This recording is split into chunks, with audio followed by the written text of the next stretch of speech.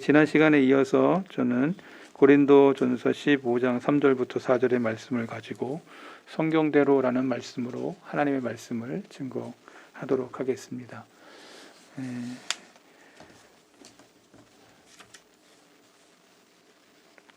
사도 바울은 어느 곳에든지 이 두 가지의 것을 분명히 증거했습니다.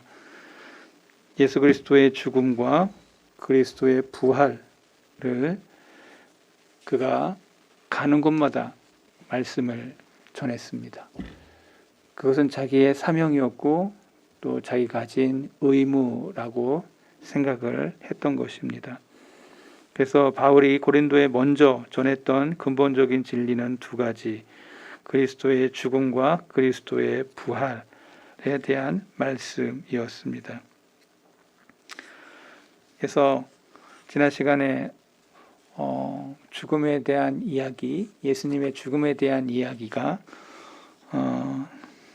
속죄의 사건이었고 대속의 사건이었다라는 말씀을 전했습니다. 자, 베드로전서 2장 24절, 친히 나무에 달려 그 몸으로 우리 죄를 담당하셨으니 이는 우리로 죄에 대하여 죽고 의에 대하여 살게 하려 하심이라. 그가 채찍에 맞음으로 너희는 나음을 얻었다. 자, 여기에 이 말씀부터 시작을 해보겠습니다. 친히 나무에 달려 그 몸으로 우리 죄를 담당하셨다.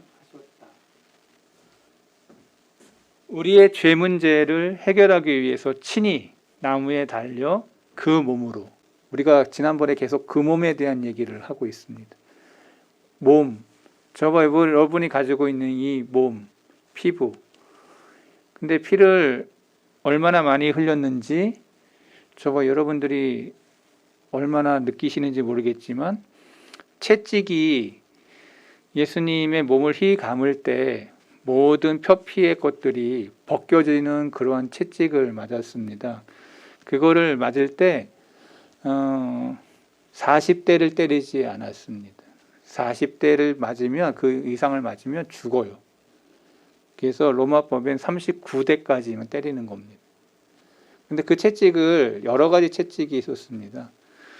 근데 이제 이 가죽 채찍 속에 맨 끝에다가 뼈 조각을 넣는다든가 뭐 이렇게 새 조각을 놓아서 그것이 맨 마지막에 닿으면 휘 돌아서 확 당기면 살점이 막 뚝뚝 떨어지는, 예수님이 맞았던 그 채찍은 그런 채찍이었습니다. 그러니까 몸이 만신창이가 되겠죠. 그런데 예수님을 향해서 옷을 다 벗기고 홍포를 입히고 그 다음에 예수님의 머리 위에 가시면류관을 쿡 찔러는 그러한 험악한 일을 했습니다. 그리고 그 앞에서 희롱하죠. 네가 예수님의 왕, 이 유대인의 왕이냐 하면서 이렇게 하면서 앞에서 막 절하는 휴닝을 군사들이 행했습니다. 근데 그때 그 가시 면류관을 만들었다는데 그 가시 면류관이 저와 여러분이 생각하는 것처럼 되게 조그만 가시처럼 보일지 모르지만 제가 가서 이스라엘 가서 보니까 엄청난 가시나무라는 것을 제가 발견했습니다. 그게 머리에 이렇게 박혔다는 것은 정말 이루 말할 수 없는 아픔이었겠다라는 생각을 해보았습니다. 정말 쉽지 아니하는 몸의 고통을 친히 그 나무에 달리셔서 나를 위한 피를 흘리심이라는 것을 깨닫게 됐죠. 그 다음에 그 모진 고통을 몸에 짊어지기 위해서 골고다 언덕을 올라가는데, 지금은 이제 비아도로사라고 해서 로마 사람들이 그 성지 순례의 어떤 개념 속에서 예수님을 기리기 위해서 후대 사람들이 돌로 이렇게 아스팔트처럼 이렇게 돌길로 이렇게 해놨어요. 그러나 옛날에는 그냥 이렇게 땅이었어요. 근데 거기를 이제 다 도로화 시켜서, 그래서 예수님이 몇 번 쓰러졌다 뭐 이렇게 해가지고 유적지를 막 만들어 놓고 거기서 한 번씩 이렇게 물을 마셨던 곳 뭐 이렇게 하면서 쓰러졌던 곳 하면서 그래서 한 10대 번 이렇게 그런 흔적을 해놨어요. 근데 그게 다 전승이지 그 진짜 쓰러졌는지 안 쓰러졌는지 우리가 어떻게 모르지 그거를. 근데 관광지 효과를 누리기 위해서 그렇게 해놓은 거죠. 근데 거기 많은 사람들이 거기서 눈물을 흘리면서 예수님이 여기서 쓰러지셨네, 목마르다 그러셨겠구나, 막 이러면서 막 거기서 막 별 뭐 여러 가지 막 하죠. 근데 제가 그 모습을 보면서 느낀 것이 있었습니다. 예수님이 정말 힘드셨겠구나. 힘드셨겠구나. 채찍을 맞고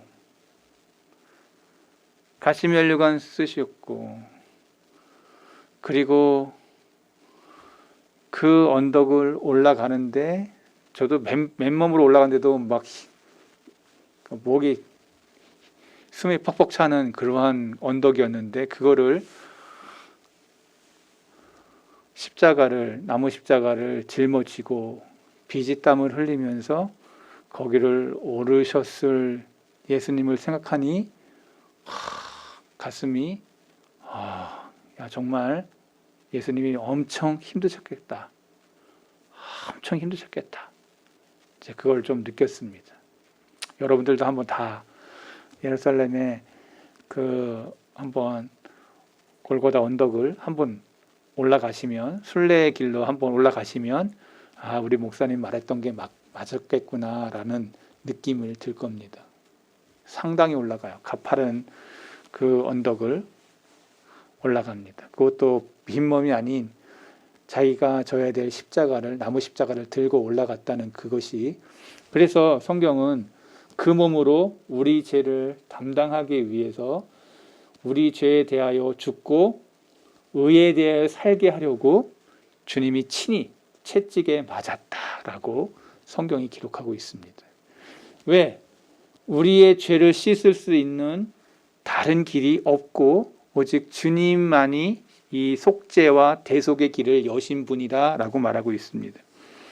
그래서 성경은 수천 년에 많은 사람들이 이 땅에 와서 다 죽었는데 다 자기 죄로 죽고, 한번 따라하겠습니다. 다 자기 죄로 죽고, 저와 여러분들 다 내 죄로 죽는 거예요. 저와 여러분이 이 땅을 살아가면서 다 내 죄로 죽어요. 그런데 주님의 죽음은 세상 죄를 대속하기 위한 죽음이라고 성경은 말하고 있습니다. 세상 죄, 세상의 사람들이 지었던 모든 죄를 대신 짊어지고 죽은 죽음이다. 예수님의 죽음과 우리의 죽음이 다르다는 것을 성경이 말하고 있는 거예요. 예수님의 죽음과 내 죽음이, 나는 죄로 인한 죽음이지만 예수님은 우리의 죄를 대신 짊어지고 죽음으로써 대속의 죽음, 죄값을 치르신 죽음, 우리를 구원하기 위한 죽음이었다라고. 그래서 베드로전서 3장 18절 뒤에 넘어가서 3장 18절을 보면, 그리스도께서도 단번에 죄를 위하여 죽으사 의인으로서 불의한 자를 대신하셨으니. 자, 의인으로서 불의한 자를 대신하여, 여기 불의한 자는 저와 여러분이죠. 여러분들을 대신하여 죽음으로 우리를 하나님 앞으로 인도하려 하심이라. 우리를 하나님 앞으로 인도하기 위한 방법이 바로 주님의 죽으심이었다는 거예요. 그래서 육체로는 죽임을 당하시고 영으로는 살리심을 받았다. 저와 여러분들에게 이 길을 열으신 분이 주님이다라고 베드로가 설명을 하죠. 그래서 사도 바울이 고린도후서 5장 21절 하나 더 넘어가서 같이 읽어보겠습니다. 하나님이 죄를 알지도 못하신 이를 우리를 대신하여 죄로 삼으신 것은 우리로 하여금 그 안에서 하나님의 의가 되게 하려 하심이라. 여러분, 중요한 말씀이 여기 하나 있어요. 하나님이 죄를 알지도 못하시니 누구죠? 예수님이에요. 예수님이 우리를 대신해서 죄로 삼으신 것은 우리로 하여금 그 안에서, 예수님 안에서 하나님의 의가 되게 하려 하십니다. 저와 여러분들이 예수님 통해서 의인이 되었다고 말하는 거예요. 의의 그것은 내 스스로 나타날 수 없어요. 오직 예수님 안에 그 의가 드러나 있어요. 근데 이것을 우리에게 주시려고 주님이 친히 그 몸으로 우리의 죄값의 대속을 행하셨다. 그리스도의 이 죽음은 의심할 여지 없이 위대하고 엄청난 신비다. 바울이 그거를 전도했다는 거예요. 그걸 전했다는 거예요. 엄청난 신비. 여러분, 신비가 뭐예요? 신비롭다라고 할 때 신비. 우리의 이성을 넘어가는 놀라운 이야기죠. 아벨 이후로 4,000년 동안 모든 희생에 예고된 이 신비가 예수님에게 일어났다. 바울은 그거를 전하고 있는 겁니다.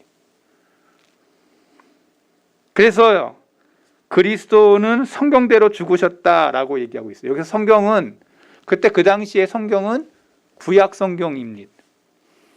구약의 모든 예언이 다 예수님에게 이루어졌다라고 바울이 설교하고 있는 거죠. 구약의 모든 말씀이 그리스도에게 이루어졌고, 바울이 그리스도에 대해 먼저 가르쳤던 중요한 사실, 주님이 우리 죄를 위해 죽으셨다라는 거, 그리고 또 하나, 주님이 우리를 위해서 부활하셨다. 죽음만 얘기한 게 아니고 바울은 두 가지를 꼭 얘기했다는 거예요. 예수님의 죽음과 그리고 예수님의 부활, 다시 살아나심. 다시 한번 저와 여러분들이 이 사도 바울이 얘기했던 이 두 가지가 오늘 이 저와 여러분이 살아가는 이 세대 속에서 왜 중요한가를 이제 제가 증거할 것입니다. 바울은 고린도인들에게 죽으시고 장사 지낸 바 된 예수님을 사흘 만에 무덤에서 다시 살아났다라고 하는 그것을 아주 크게 강조를 하면서 두 가지의 것을 고린도인들에게 전했다는 거예요.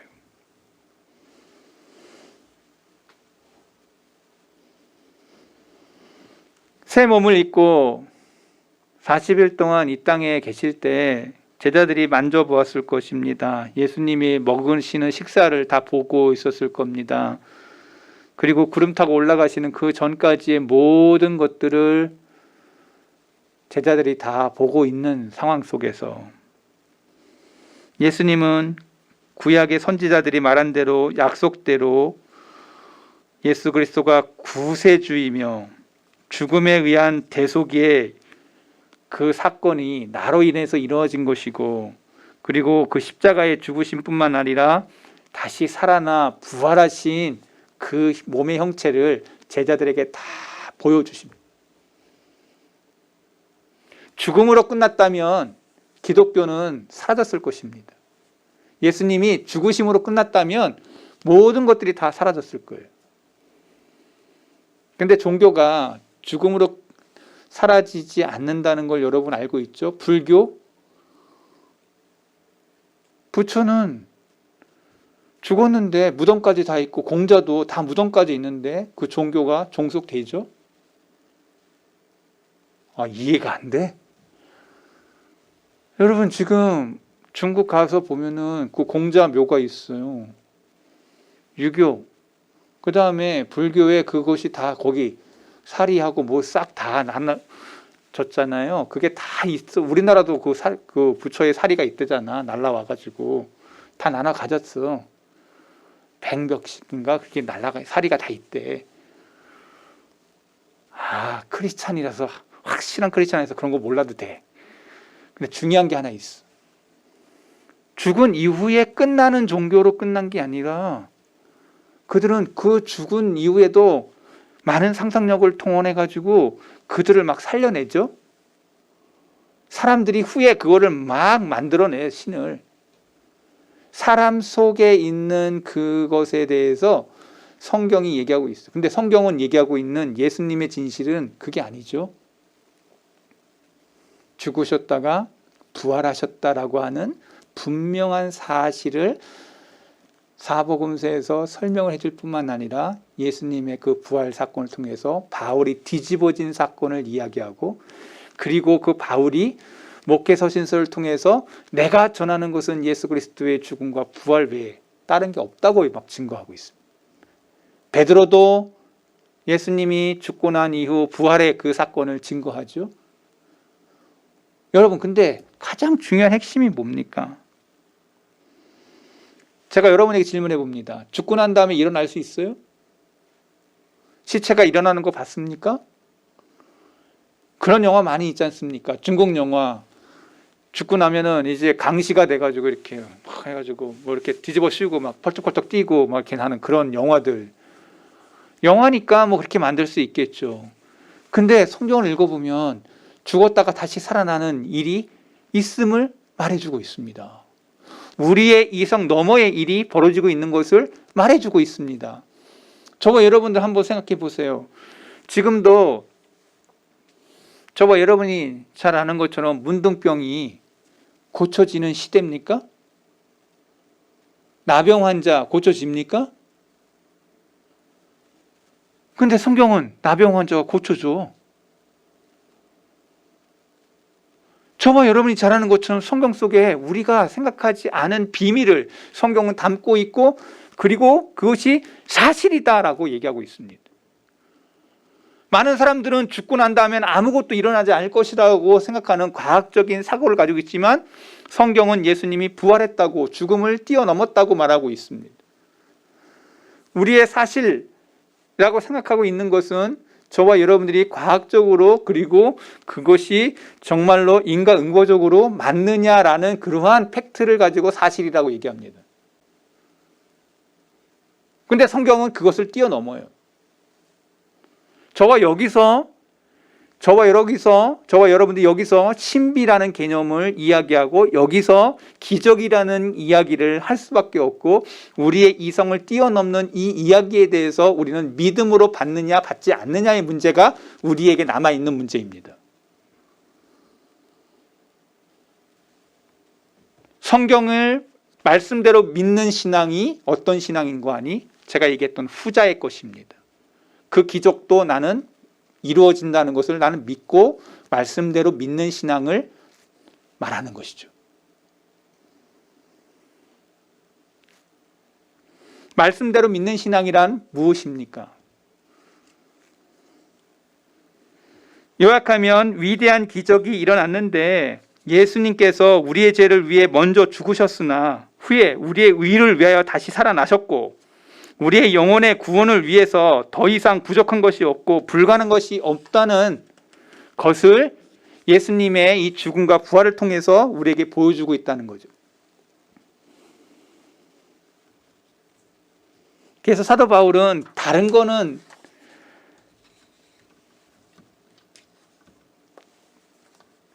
몰라도 예수님의 이 죽음과 부활은 어느 곳에 가든지 증거했다는 거예요. 제가 말씀드렸던 이 요지를 가지고 그는 왕 앞에 섰고 총독 앞에 섰고 그리고 많은 사람들, 귀족들 앞에 섰고 또 모든 사람들 앞에서 그것을 공언하여 말씀을 전했습니다. 사도 바울이 고등교육을 받은 사람이에요. 그의 신앙 노선을 뭘 붙잡고 그리고 믿음과 용기로 그것을 드러냈는지. 여러분, 가말리엘이라고 하는 사람의 수제자 중에 수제자가 사도 바울이었습니다. 그래서 가말리엘이 자기 제자 중에 하나가 예수님을 만남으로써의 그 길을 걸어갔을 때 가말리엘의 마음이 어떠했을 것 같습니까? 자기는 바리새인 중에 바리새인으로 바울이 서기를 원했는데 바울이 다메섹 도상에서 예수님 만나고 가말리엘이 원했던 그 길을 걸어가지 않아. 자기 제자 중에 하나가 완전히 또라이가 된 거야. 여러분 생각해 보세요. 예수님의 제자 중에도 하나가 있잖아.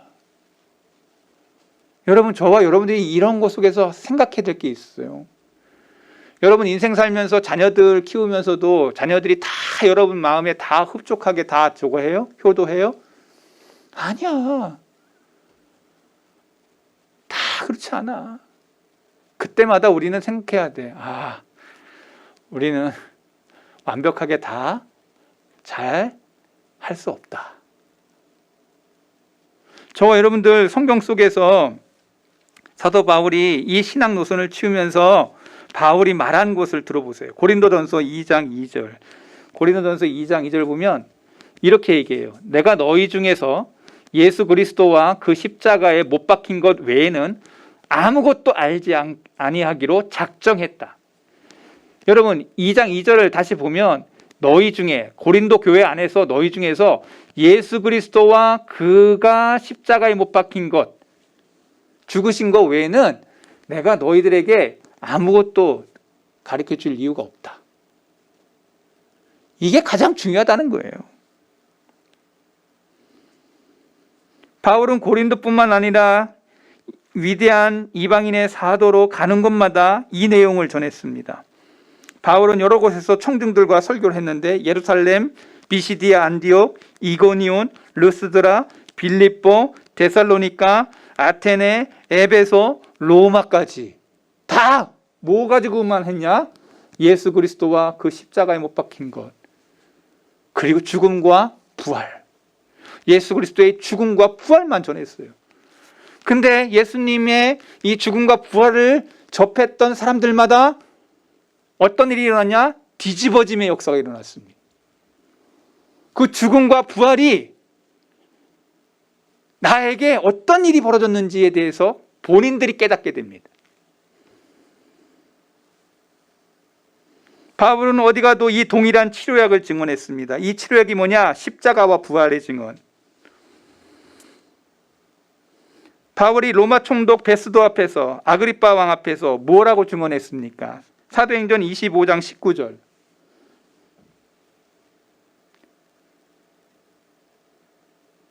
오직 자기들의 종교와 또는 예수라 하는 이가 죽은 것을 살아있다고 바울이 주장하는 그 일에 관한 문제로 고발됐다. 이것 때문에 베스도 앞에서, 이것 때문에 아그리빠 왕 앞에서 서게 된 거예요. 이게 무슨 말이에요? 자기들의 종교와 예수라 하는 이가 죽은 것을 살아있다고, 죽었는데 살아난 것, 죽음과 부활.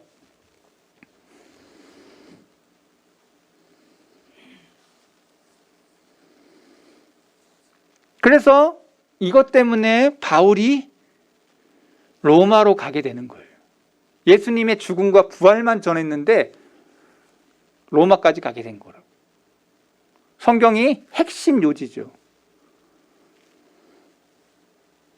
그래서 1세기 때 팔레스틴에서부터 시작했던 이 예수님의 죽음과 부활의 나팔수로 사용했던 바울이, 그렇게 시작했던 그 복음이 오늘날 21세기까지 온 세상을 뒤집어 놓고 있는 신앙의 중요한 원칙이 세워진 거예요. 아무리 불신자라도 이 원칙이 인류에게 미치는 영향력에 대해 부인할 수 없을 거예요.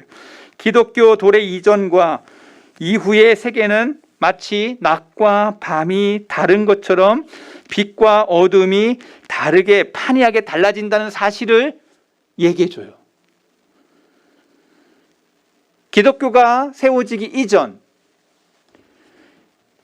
모든 세계는 우상의 숭배의 계절이었습니다. 근데 예수님께서 오시고 나서부터 기독교가 세워지고 예수님의 죽음과 부활이 외쳐진 그곳마다 우상이 근절되기 시작했어요. 로마가 언제 뒤집어지냐? 313년에 뒤집어집니다. 모든 종교는 다 기독교예요. 거기에 얼마나 많은 신전들이 있었습니까? 거기에 얼마나 많은 아데미를 섬기는 그러한 신전들이 많았습니까? 싹 다 무너집니다. 제가 지금 역사를 얘기하고 있어요. 이교사원이 텅 비게 됐습니다. 검투사들의 대결이 멈추게 되었습니다. 칙령으로 검투사 이제 안 해. 그거 너네 보면 안 돼. 피를 흘리는 검투사들의 그 비결이 사라진 게 예수 그리스도가, 기독교가 공인이 되고서부터 다 근절되기 시작했어요. 여러분이 다 책을 읽는 사람들이니까 찾아보세요. 우리 목사님 틀린 얘기하는지 맞는 얘기하는지. 도덕의식이 고양되기 시작했어요. 여성의 지위를 향상시켰습니다. 고아와 빈민의 삶을 개선시켰습니다. 이러한 사실들이야말로 기독교에 반대하는 모든 세력들이 반박할 수 없는 근거예요. 여러분, 예수님 믿는 것 때문에 여자의 위치가 얼마나 올라갔는지 여러분 아실 거죠? 우리나라도 100년 전에는 지금도 있어. 남존여비 있어 없어? 별로 감이 안 오는 것 같은데, 연속극 중에 내가 지금도 참 생각나는 게 있는데, 연속극 중에서 그 여자에 대한 그 한 여자애가 고등학교 가는데 아빠가 딸이라서 공부 안 시키려고 그래. 근데 애가 너무 똑똑한 거야. 여자애가 공부했어. 공부해. 연속극 그 이름 있는데 그거. 그래서 많은 사람들이 공감을 했어. 야, 여자의 일생. 우리나라 옛날에 여자들에 대한 그 위치가 이루 말할 수 없이 흉측한 나라였어요.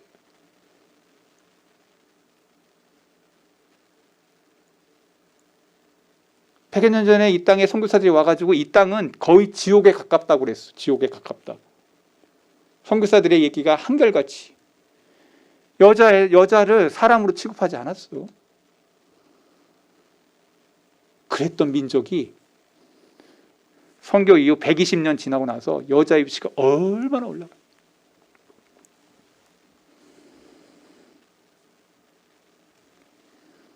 그래서 바울은 역사를 통해서 예수 그리스도의 죽음과 부활 이후에 사람이 사람으로서의 그 모든 것들을 변화시킨 그 인간이 인간으로서의 그 모든 것을 바꿔놓은 그러한 시발점의 것들을 인간이 인간으로서의 온전함을 보여주는, 이것이 다 누구를 통해서 일어나는 일이냐? 예수 그리스도의 죽음과 부활 이후에 이 사람의 사람으로서의 어떤 그런 것을 다 변화시키게 한 원동력이라. 원동력. 바울을 비롯한 사도들도 우리의 죄를 위해 죽으시고 우리를 의롭게 하시려 부활하신 예수 그리스도를 즐거워함으로써 이 세상의 모습을 변화시켰어요. 능력 있는 교회들을 세웠어요. 무수한 죄인들을 거룩한 성도로 변화시켰어요. 예수님의 이 죽음과 부활 사건을 바로 이해하는 사람들마다 인간이 인간으로서의 그 모습을 확인하게 됐다.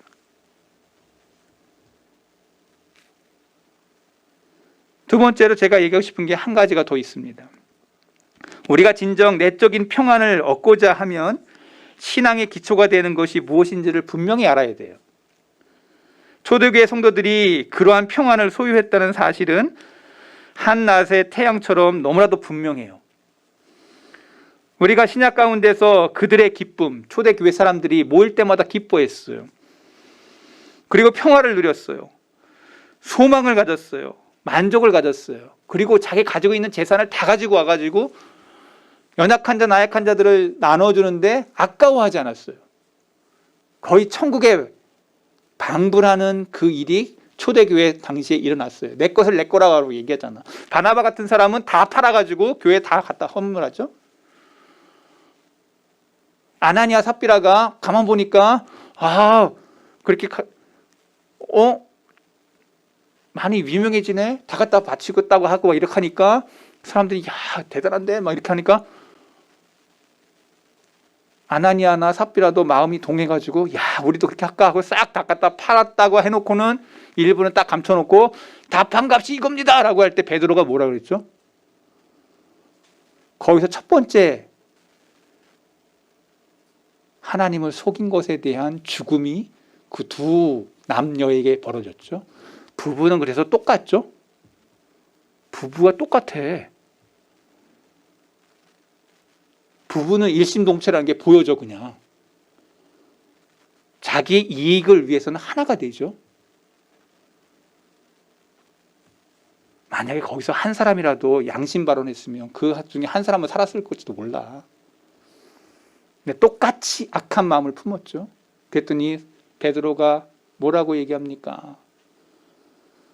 네가 날 속인 게 아니고 하나님 속였다고 얘기하면서 그 자리에서 그의 영혼이 떠나가죠. 그러고 나서부터 사람들이 두려워하죠. 거짓말하면 안 된다는. 여러분요, 교회 안에 거짓이 있을 수 없습니다. 여러분, 예수 믿는 사람 안에 거짓이 있을 수 없다는 걸 말하는 것이. 오늘 주님의 일하면서 우린 거짓 없이 일할 수 있어야 돼요. 그래야 그 사람이 하나님 앞에 큰 일을 합니다. 저와 여러분들 거짓 없이 산다는 게 그 안에 만족이 있어요. 그 안에 소망이 있어요. 그 안에 기쁨이 있어요. 그 안에 즐거움이 있어요.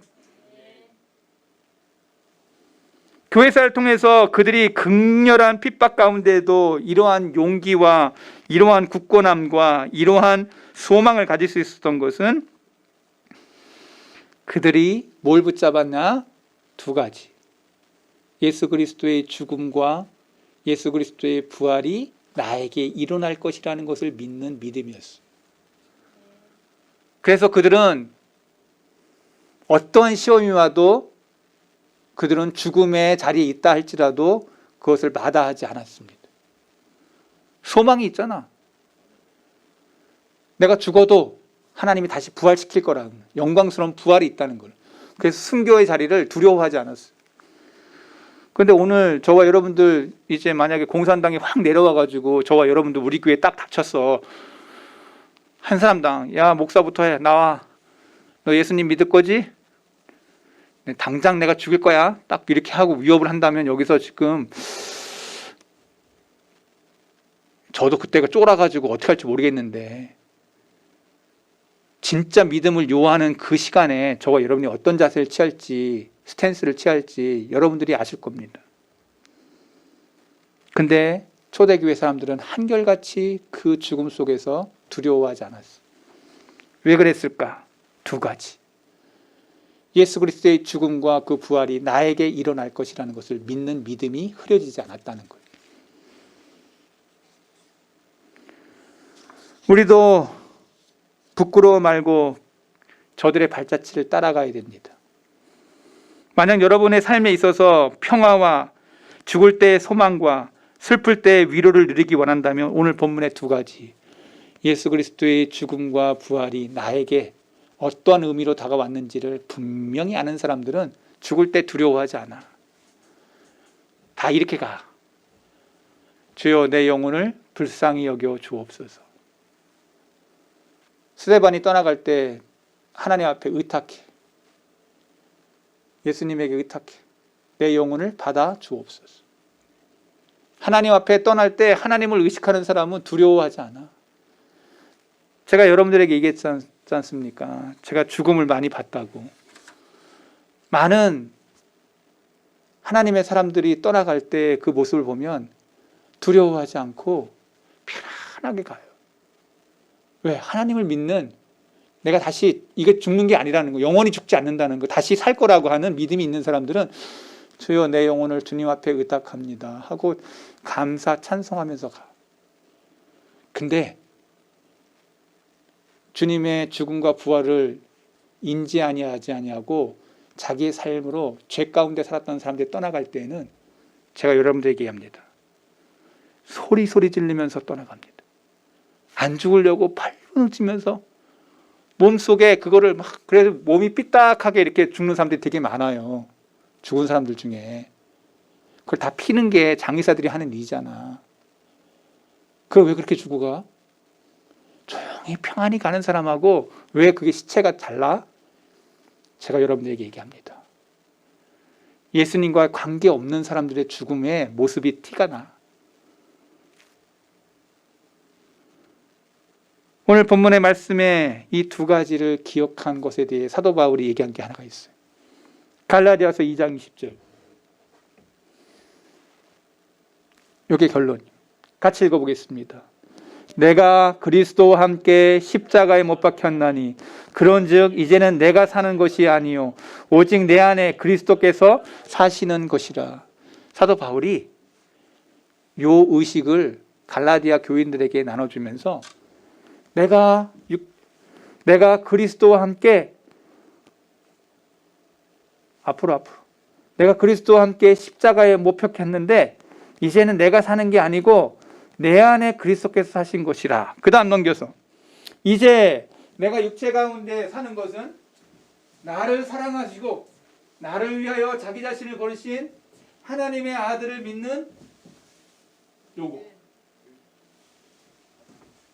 믿는 믿음. 예수 그리스도가 나를 위해서 죽으셨다는 그것을 믿는 믿음. 예수께서 의로 우리를 살리셔서 나를 이끄신다고 하는 믿음. 저와 여러분들이 의롭다 칭함을 받은 자들이에요. 제가 여러분들에게 분명히 얘기합니다. 여러분 의인입니까? 죄인입니까? 아니, 여러분 의인입니까? 죄인입니까? 이게 뭐야 이게 뭐야. 저와 여러분이 예수님을 믿을 때에는 예수 그리스도의 의로 옷을 다 입혀주었어. 그러니까 저와 여러분이 예수 그리스도 안에서는 뭐예요? 그렇지. 다시 한번 물어봅니다. 여러분 죄인입니까? 의인입니까? 저와 여러분 의인이에요. 예수 그리스도 안에서 의인이라고. 예수님을 믿는다라고 하는 믿음을 가진 사람은 다 뭐라고? 의인이에요. 의인이에요. 성경이 얘기하고 있어요. 성경이. 예수 안에 우리가 믿는 믿음을 가진 사람들은 의인인 거예요. 그래서 요한복음에 이게 너는 빛으로 빛이 있게 있고 죄를 짓지 않으려고 몸부림치는 사람으로서의 죄와 싸우는 우리 거예요. 저와 여러분들이 죄인의 삶에서 의인으로 바뀐 것은 예수님의 죽음 때문이라는 사실을 이해한다면 예수님의 이 부활 사건을 통해서 우리는 의로 덧입은 사람이라는 것을 성경이 말하고 있는 거예요. 마지막 질문합니다. 여러분 예수님 안에 저와 여러분들은 의인입니다. 그래서 우리는 어떻게 살아야 되냐? 하나님의 아들을 믿는 믿음 안에서 살아야 된다. 저와 여러분이 이 땅에 살 때 믿음으로 사는 것입니다. 믿음으로서의 생활입니다. 예수님의 죽음이 나를 위한 대속의 죄 씻음의 대속의 죽음이요 나를 위한 의로움의 부활의 그것을 믿는 믿음이요. 그래서 우리가 의로 다 덧입어진 사람들이요. 예수 그리스도 안에 의인인 것입니다. 의인의 신앙이 저와 여러분에게 있는 거예요. 하나님의 아들 믿는 믿음 안에서 사는 것이라. 저와 여러분이 믿는 이 믿음이 흐려지지 않기를 바랍니다. 하나님 아버지,